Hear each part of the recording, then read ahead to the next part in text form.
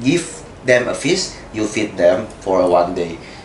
You you teach them how to fish, you feed them forever. Artinya apa? Kamu kasih dia ikan, kamu beri makan dia sehari, kamu ajari dia memancing, kamu memberi makan dia seumur hidup. Itu aku percaya banget itu. Nah,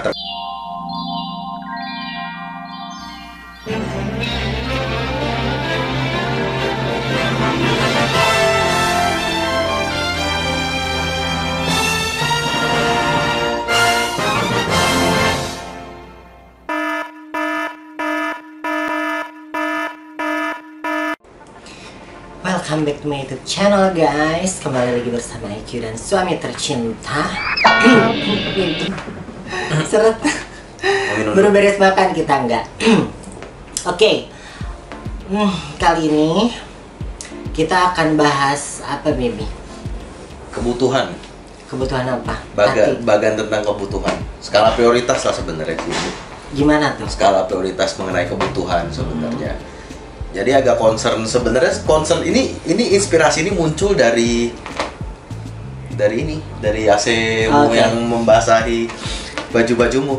Oke, masih di situ ya? Iya, inspirasi masih dari situ. Oke, gimana tuh? Oke.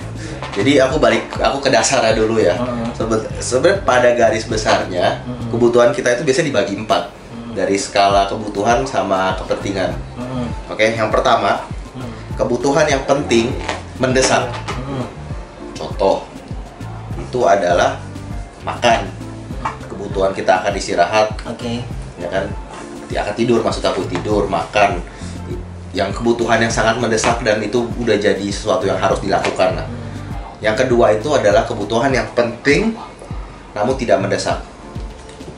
Nah, yang penting dan tidak mendesak ini harus direncanakan, dan menurut aku sih ini yang kunci dari orang itu bisa berhasil atau enggak. Jadi contohnya adalah berolahraga,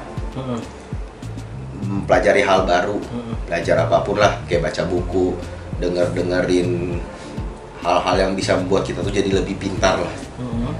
Itu yang kedua. Nah, yang ketiga ini muncul gara-gara idenya gara-gara ini. Apa tuh? Kebutuhan yang tidak penting namun mendesak.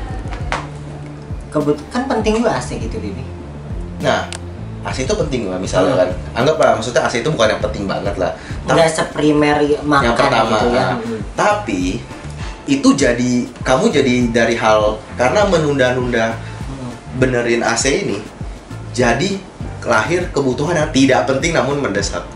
Mindahin baju yang kena hujan air AC. Jadi semalaman beresin. Nah, laundryan jadi banyak. Baju yang biasanya dipakai syuting jadi nggak kepake lagi gara-gara noda. Itu nggak bisa dipakai lagi kan? Tadi dengar sendiri. Iya, nggak bisa dipakai lagi kan? Sebenarnya bisa sih, cuman jadi jelek. Oke, jadi jelek, nggak bisa dong. Kebutuhan visual nggak bisa, baby. Ya udahlah, tapi maksud aku pekerjaan yang kayak ngebersihin, ngangkatin, harus bawa ke laundry lagi. Dan lebih tepatnya kerugian. Ya, akan ada kerugian. Nah, aku terlepas dari kerugian materi lah. Ini kita ngomong kebutuhan. Itu kan jadi tidak penting. Tapi mendesak harus dilakukan.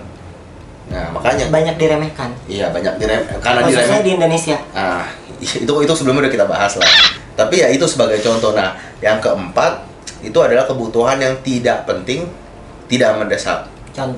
Contoh untuk memenuhi rebahan. Terus ini maraton film seri, drama Korea. Ya whatever it is, mau dari Netflix, drama Korea, India, ya itu kan novela dan lain-lain. Ya apapun itulah, itu kan tidak penting. Terus ikutin tren berlebihan. Contoh ada keluar Apple baru, beli. Itu kan tidak penting dan tidak mendesak kan. Tapi untuk dia tuh penting untuk pengakuannya, baby. Nah, itu kadang-kadang suka kesaru di nomor 3. Tidak penting namun jadi mendesak. Iya, jadi dia pada saat lapar tuh handphone dia ini dimakan gitu. Handphone dimakan kenyang gitu. Jadi sering denger itu kan? Iya. Lapar, yaudah tuh handphone. Ya kan namanya Apple ya. Bukan juga, baby. Dia kan mementingkan itu jadi seolah-olah kayak primer, baby. Ya itu akhirnya jatuhnya ketiga. Udah tidak penting, makanya kebutuhan 4 sama 3 ini. Jadi aku suka mengkategorikan gini, 1 2 1 2 3 4. Ya kan? Jadi yang 1 2 ini adalah yang paling yang sebaiknya harus dipenuhi. Yang 3 4, yang 3 ini mungkin kadang-kadang tidak terhindarkan lah. Yang tidak penting, namun besarnya kadang-kadang tidak terhindarkan.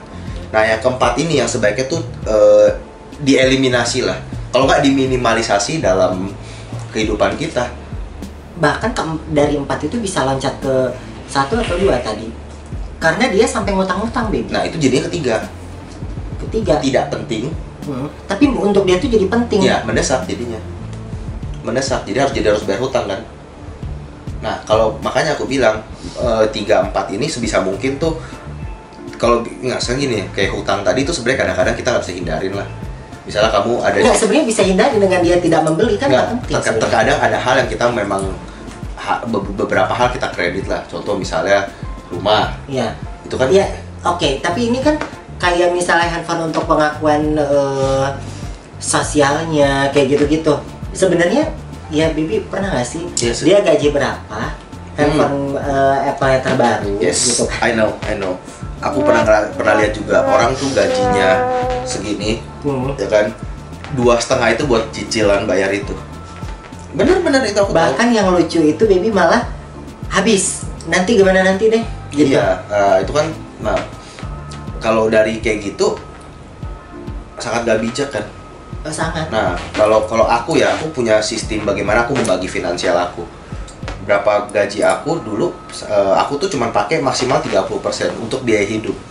Jadi 30% untuk biaya hidup itu ya untuk makan, untuk tempat tinggal, untuk kebutuhan nomor 1 yang tadi, ya kan, untuk kebutuhan nomor 1. Nah, 25% aku buat investasi. Karena dulu aku nggak ngerti soal bagaimana kelola uang, akhirnya aku pakai investasi dulu karena yang aku tahu investasi ke diri sendiri. Jadi aku mulai belajar tentang nutrisi, beli makanan yang sehat, beli vitamin, mineral, dan suplemen dan obat-obatan. Bukan obat sih, suplemen lah.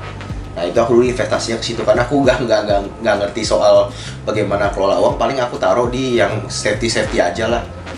Kalau aku operasi dada itu investasi atau apa nggak sih Bibi kategorinya? Kalau untuk operasi itu, kalau aku lihat sih sekarang malah jadi investasi sih. Sekarang malah jadi investasi. Enggak, maksudnya yang kamu lakukan itu akhirnya malah ini gini loh, kalau hal itu nanti bermanfaat buat kamu di kedepannya, itu jadi otomatis jadi investasi, ya kan? Nah, ya udah, kalau itu 20%. Nah, sisa 20 kan ada sisanya nih, 30 buat kebutuhan hidup, 20% untuk investasi. 20% ini yang berikutnya adalah ini yang orang jarang lakukan.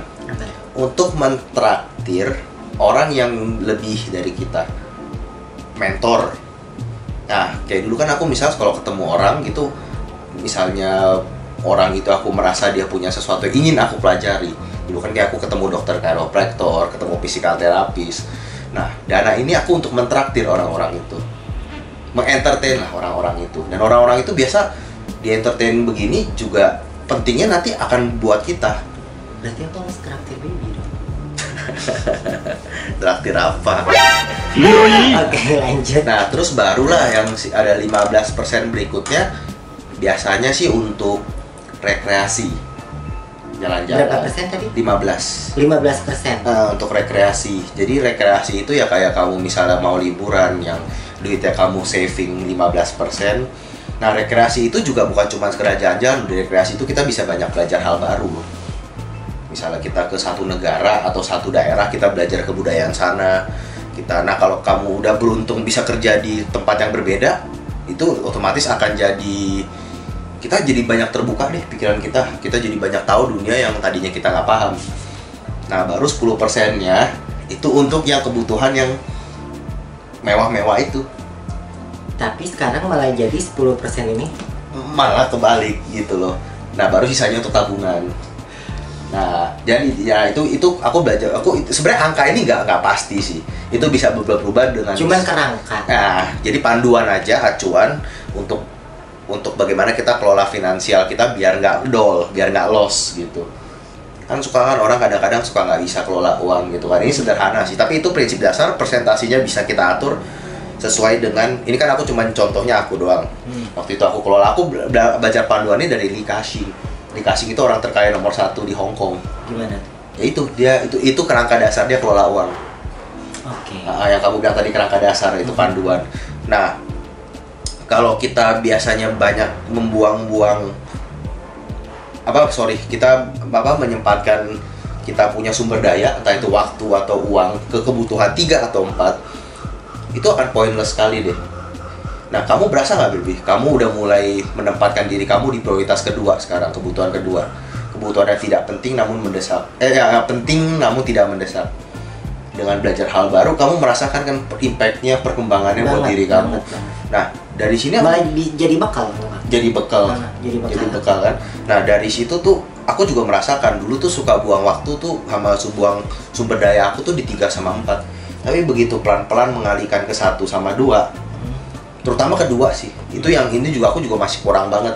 Yang kedua itu ya seperti ya olahraga, sampai sekarang aku masih rutin baca-baca hal baru, baca buku, mencoba meringkas buku. Itu membuat jadi ini loh, jadi kita tuh jadi lebih, kalau aku pribadi aku merasa jadi lebih produktif. Betul. Jadi lebih jadi orang yang lebih baik lah. Betul. Dalam segala aspek. Nah, back to yang apa? Ya, back to yang tadi Baby bahas, benar sih kayak gini, aku perlebarnya.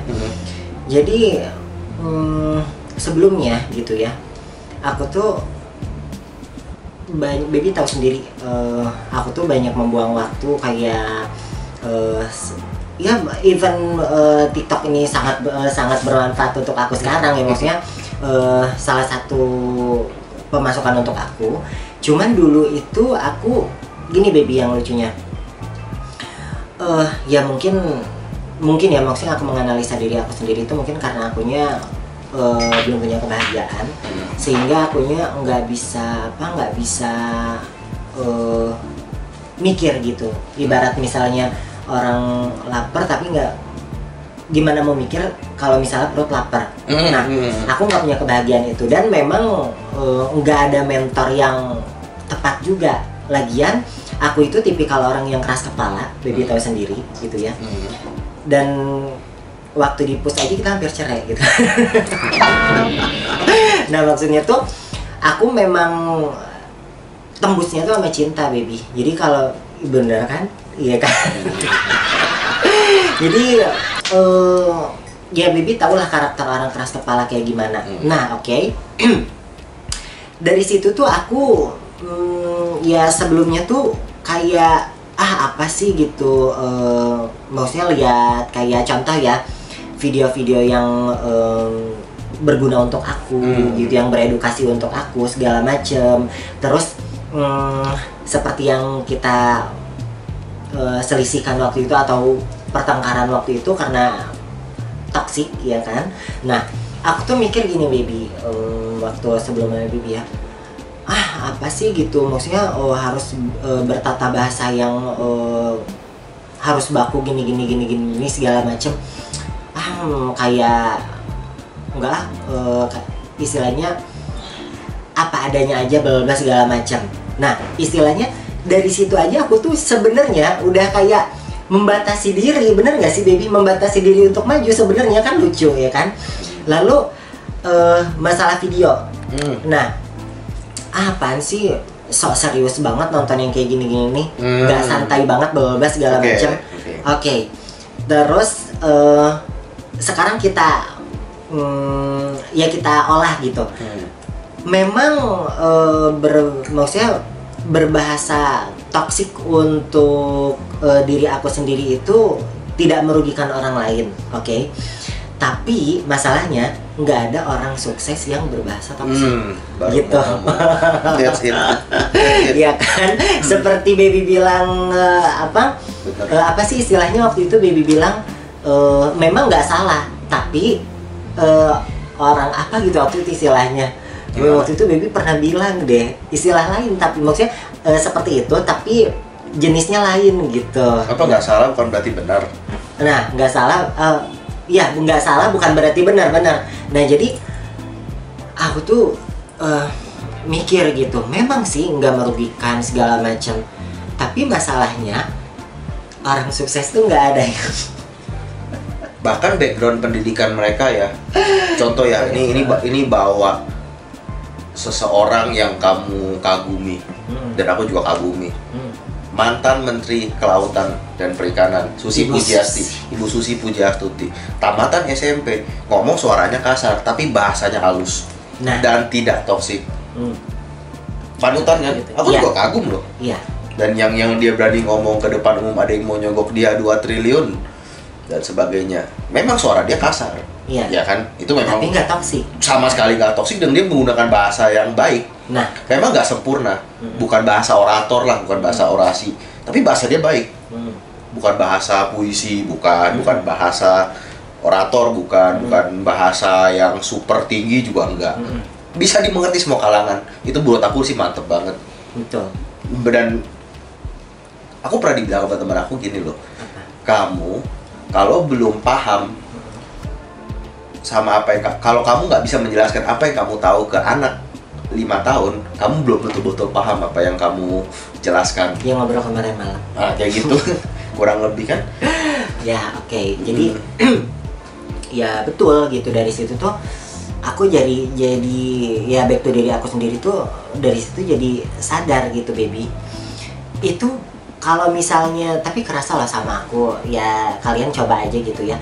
Kalau kita merubah satu sisi gitu ya, baby, atau satu titik, itu dampaknya tuh nggak ke titik itu doang. Jadi kayak ke sisi kiri, sisi kanan, bahkan istilahnya ke beberapa aspek gitu, baby. Jadi ibarat contoh ya, setelah aku jadi no respect sama toxic gitu ya, aku tuh jadi malas ngegibah gitu. Jadi impactnya itu bukan ke satu objek itu aja gitu, di dalam diri aku sendiri seperti itu. Jadi ya sangat berguna juga gitu. Aku jujur ya, baby, awal-awalnya tuh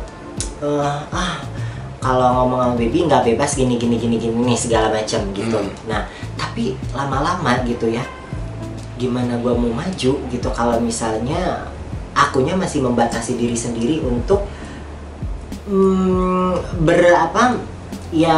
menjadi seperti orang-orang sukses tersebut gitu, seperti berbahasa yang baik gitu, dan lain-lain gitu. Even itu misalnya aku orangnya dagrak, kasar dan segala macam gitu ya, tapi nggak harus toksik, pemikiran maju, nggak gibah, ngomongin ide segala macam kayak gitu-gitu. Apalagi baby waktu itu sebutin gibah itu kan level yang terendah gitu kan.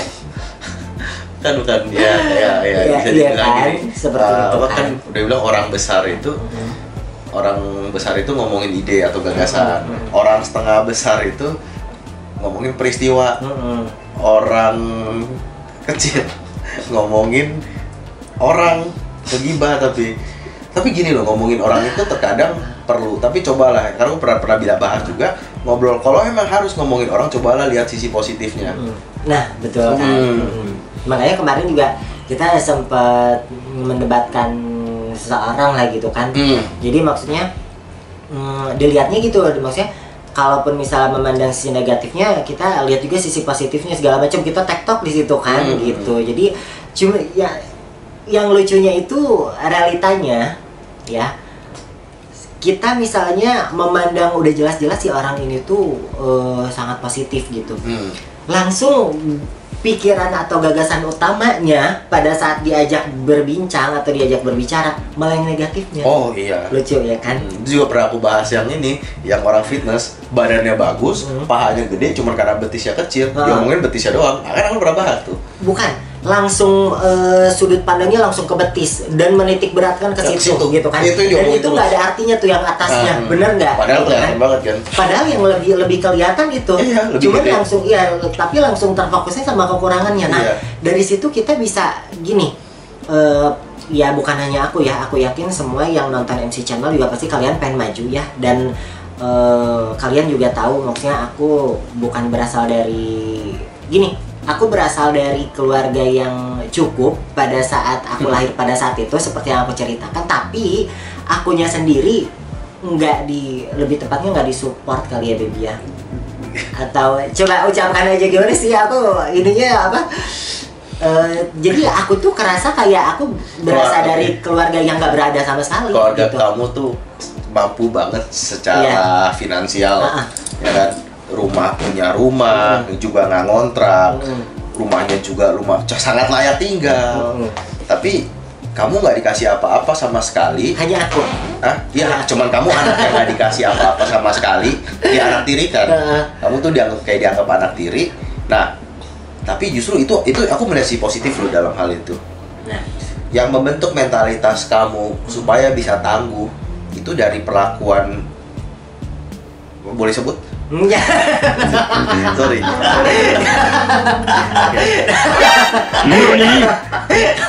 Dari perlakuan dari keluarga aku yang nggak sayang sama aku seperti itu. Karena aku bisa menyebutkan seperti memang nggak sayang baby, karena ya yang aku guys ya, aku pertama kali jatuh cinta sama baby, kata yang pertama membuat aku jadi agak jatuh hati itu, sedarah belum tentu saudara. Keluarga sama saudara itu bukan hal yang sama. Oh iya, keluarga dan saudara itu bukan hal yang sama. Saudara belum tentu keluarga. Nah benar kan, tadi aku bilang kayak gitu. Iya kan, ini kan aku yang ngomong. Iya. Kan itu loh statementnya. Aku lengkapi, jangan dikurang-kurangin. Ya seperti itu. Terus jadi aku bilang gini kan, saudara belum tentu keluarga. Banyak orang yang kamu kenal udah berpuluh-puluh tahun tapi tidak membawa impact apa-apa ke kamu. Tapi ada orang yang baru kenal kamu beberapa hari tapi sudah memberikan impact besar untuk dirimu. Nggak tahu siapa itu. Kayak gitu. Tapi harus disyukuri gini, yang membentuk mentalitas gini loh. Di keluarga kamu yang sangat disayang dan sangat dimanja, itu akan jadi apa? Terbukti kan? Nah, sedangkan kamu yang sama sekali dalam tanda kutip tidak disayang dan tidak diberikan apa-apa, dapat perlakuannya seperti anak tiri, tapi itu yang membentuk mental kamu, tapi itu nggak kelihatan. Mentalitas tuh nggak kelihatan. Kalau harta itu kelihatan. Bener. Dan ya setelah aku sama baby sekarang, jujur ya, dulu itu memang aku itu kan nyimpan dendam gitu ya, dan baby bilang kan dendam yang nggak berimpact apa-apa gitu kan. Jatuhnya jadi agak ada apa ya, percikan sifat bijak itu jadi ada gitu baby. Dan sekarang tuh aku jadi yang agak simpati gitu, jadi gitu, agak simpati, agak ya kalau misalnya kata kasarnya itu kesian gitu jadinya sekarang gitu. Dan ya aku bantu sesuatu yang bisa membantu dia gitu. Jadi contoh kayak istilahnya aku nggak akan kasih ikan bulat-bulat tanpa mengajarkan dia caranya untuk gimana cara nyari ikan. Gitu. Itu istilah di luar gini, you give them a fish, you feed them for one day. You give them, you teach them how to fish, you feed them forever. Artinya apa? Kamu kasih dia ikan, kamu beri makan dia sehari, kamu ajari dia memancing, kamu memberi makan dia seumur hidup. Itu aku percaya banget itu. Nah, tapi terkadang orang, ini bukannya mau estimate lagi, terkadang orang itu suka nggak menerima untuk diajari mancing. Mereka lebih pengen tuh terima ikannya langsung. Mau sampai kapan gitu? Nah, kita apa mengajarin dia untuk bisa mancing itu karena kita respect sama dia, bener nggak? Gimana kalau kitanya udah nggak bisa kasih dia lagi gitu kan? Nanti dia kelaparan kayak gimana? Tapi hal itu nggak kelihatan. Karena nggak ada barangnya. Nah, itu sebenarnya itu Cinderella kompleks sih. Pernah dengar nggak Cinderella kompleks? Enggak. Jadi Cinderella kompleks tuh kayak selalu bermental korban. Nah, betul. Jadi dalam hal ini karena Cinderella kompleks itu agak lucu ketika hobinya rebahan tapi mengharapkan perubahan. Gitu. Kegilaan, nah ini aku kutip lagi dari Albert Einstein. Kegilaan sesungguhnya adalah melakukan hal yang sama berulang-ulang tapi mengharapkan sesuatu yang berbeda.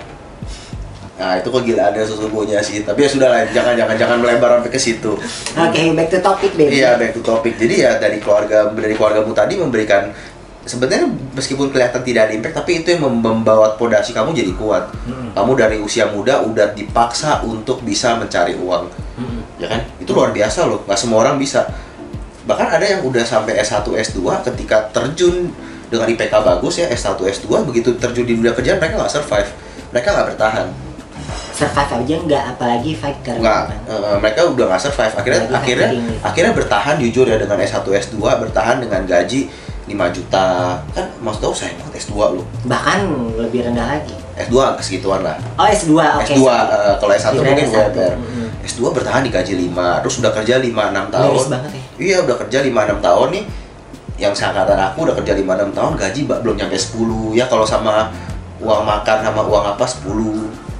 Terus tunggu mengharapin bonus tahunan. Kan aku bilang sayang banget untuk seorang S2 loh. Tapi nggak bisa bersaing di dunia nyata. Mereka hanya jago di atas kertas. Gitu. Dan kadang yang apa yang dipelajari nggak relevan sama sekali. gitu kan. Oke. Back to topik awal lagi. Back to topik awal ya udah. Sebenarnya juga nggak mau terlalu melebar. Jadi yang penting ini aku juga mau kasih saran, kasih masukan juga untuk info ke pemirsa FC Channel. Penting untuk memenuhi kebutuhan kita yang pertama, kedua, yaitu kebutuhan yang penting, mendesak, dan kebutuhan penting tidak mendesak. Memang hasilnya untuk nomor 2 ya, yang terutama jadi penekanan aku, yaitu seperti berolahraga, belajar hal baru, mengedukasi diri. Itu memang gak kelihatan sekarang, tapi impactnya akan terlihat jelas. Tapi memang hal ini memang tetap butuh will, butuh sebuah keinginan besar untuk konsisten melakukan dan memenuhi kebutuhan yang nomor 2 ini. Kebutuhan yang penting namun tidak mendesak. Kenapa orang suka melakukan? Karena dia tidak mendesak, baby. Bisa dilakukan kapanpun, nanti tarsok. Itu juga jadi musuh berat. Procrastination, menunda-nunda. Itu suka jadi musuh besar banyak orang. Kamu pun pasti pernah sering. Nanti dia 10 menit lagi. Meskipun skalanya kayak dulu. Kalau kamu kan dulu skalanya 3 jam lagi baru ngelakuin. Kalau sekarang udah ada perkembangan. Entar ya baby 10 menit lagi. Tadi kan juga kan, entar ya 15 menit lagi. Udah kenapa harus 15 menit? Tapi gini, kalau sekarang itu maksudnya tuh agak membaca kondisi, agak melihat kondisi, agak melihat situasi gitu. Tapi kan hal itu bisa dilakukan saat itu juga. Tapi gini, kalau misalnya ngomongin pembelaan aku tuh ya pembelaan karena aku juga pingin moodnya yang full gitu. Oh, moodnya full. Iya, 15 menit aja kok. Karena kan aku baca kondisi juga no problem gitu. Iya, tapi tadi kan moodnya bagus. Hah? Kayak tadi moodnya bagus. Kelihatan, saya yang merasakan, Pak. Oh, ya udah. Oke. Iya kan? Iya kan? Dan kondisi juga ya no problem juga. Ya memang no problem. Iya. Bener kan? Ya udah. Diterima. Nggak bisa ngomong lagi. Nah, jadi kalau aku persingkat pembahasan ini, lebih bijaklah dalam memanajemen keuangan, memanajemen waktu kalian, dan lebih ya bijak itu universal ya, gitu. Bijak jadi memang benar-benar jangan meremehkan gitu, apalagi waktu sih gitu, apalagi waktu. Jadi kalau aku tuh bener-bener deh kalau misalnya duit kan gini ya, kalau duit itu bisa dikompromikan, bener nggak sih? Dikomunikasikan kayak sorry kayak kejadian kemarin gitu ya, kejadian kemarin, oke, sekarang gua ganti ya. Emang waktu bisa bikin in time, ya kan? Gitu. In time kali begini tahu kan baby? Iya. In time, oke. Seperti itu aja guys ya. Ada lagi yang mau ditambahin? Tadi udah aku tutup cuman ya udah. Oke guys, jadi segitu aja dari aku dan suami tercinta IQ. Jangan lupa di follow Instagram kita, di support juga channel kita. Di subscribe, di like, comment, share, dan klik loncengnya untuk video-video terbaru kita. Aku yang tutup sekarang. Coba belajar. Thanks for watching. I hope you guys enjoy it and bye-bye. Bye-bye. Laksana angin tak tentu arah, sesukamu pergi dan datang. Haruskah kerinduanku ini